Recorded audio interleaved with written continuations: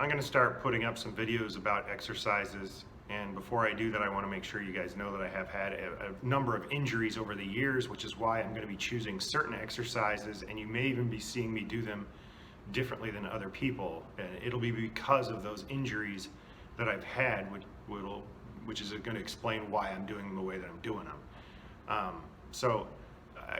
As far as my injuries go, there's a long list. They're all I don't want to say major or minor.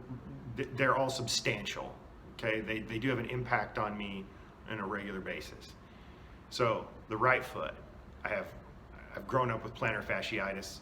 I usually can stretch it out and manage it myself, but it is there sometimes, especially because I'm a big guy and because I'm on my feet and sometimes I'm on hard surfaces. Well, that's a recipe for developing plantar fasciitis, especially if I start throwing in exercises that really target or stress out the arch of the foot, like running or jogging or other upright sports. So I'm not too concerned about that.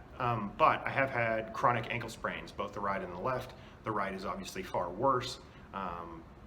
It's worse because a couple of years back, I was going up for a rebound playing basketball and I landed on a guy's foot, and of course my right ankle rolled under and I ripped the ligaments on the outside of the ankle off and chipped several bones, and that has really left my right ankle with some instability. In fact, if you grab my leg and you pull on my foot will move while my leg does not because there are no ligaments there, which is kind of gross. But if I run and stop, I can feel my foot stop, but my body shift over top of my ankle is what I'm getting at. So I've also broken the fifth metatarsal from running repeatedly, too much too quickly. I think I went over that in a running video, but I've broken that bone twice, stress fracture. As far as the left knee goes, I have a meniscus tear. I did that a couple of years ago, stepping backwards off of a ladder and jamming it and twisting at the same time. I thought I was on the bottom step and I wasn't, so I kind of did that myself. I also have had a hernia in my left abdomen groin area. I've had it repaired, but within 2 or 3 weeks after the surgery, it failed. I know that it failed.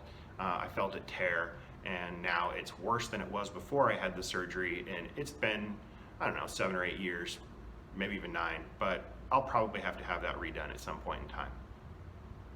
As far as the right hip goes, I have a labral tear.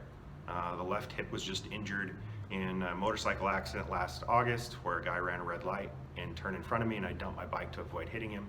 I got road rash and bruising all the way down the left side, whiplash. Kind of irritated the neck a little bit, definitely messed with my sleep, and I'll get to kind of the neck here in a minute, but there's more to it than that.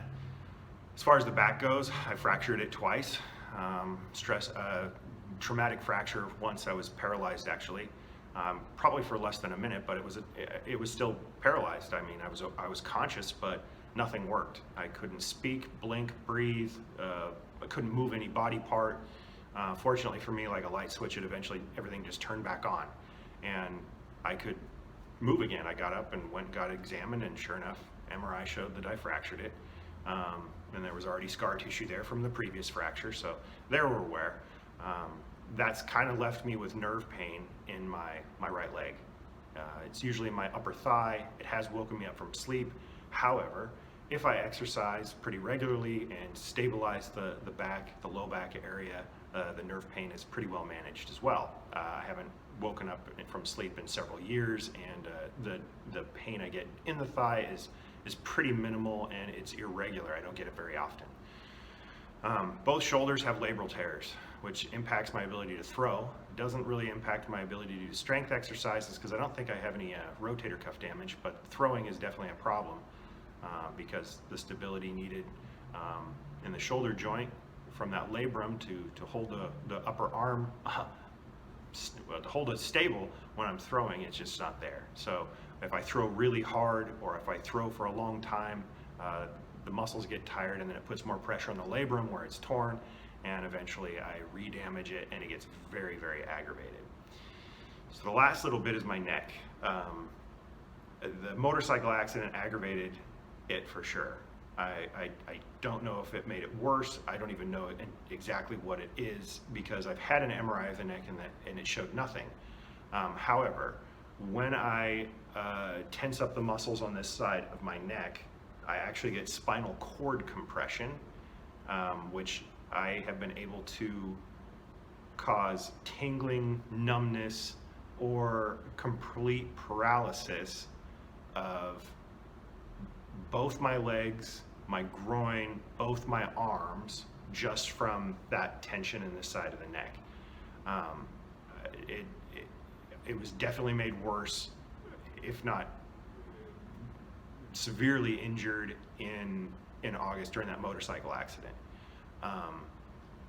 Because after that, I could literally shrug the shoulder and my right leg would completely turn off. It would actually buckle and fall from underneath me, and I'd fall over.